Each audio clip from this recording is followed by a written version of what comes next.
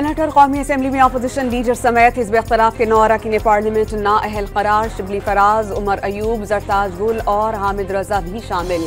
9 मई के केसेस में सजाएं सुनाए जाने पर नाअहल करार दिया गया।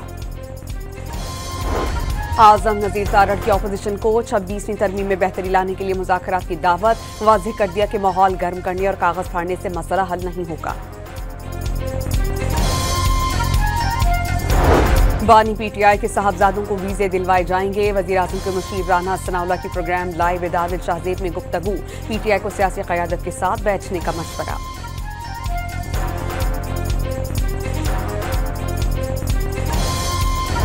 मकबूजा कश्मीर में भारतीय गासिबाना इक़दामात के खिलाफ पूरी कौम हम आवाज़। 5 अगस्त 2019 के गैर कानूनी गैर आईनी इक़दामात के खिलाफ मुल्क भर में तक़रीबात और रैलियाँ।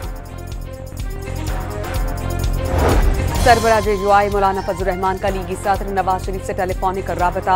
कजन मियां शाहिद शफी के इंतकाल पर इजहार ताज़ियत।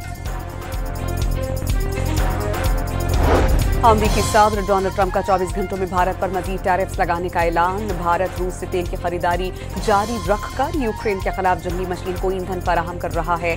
ट्रंप का इजहार नाराजगी।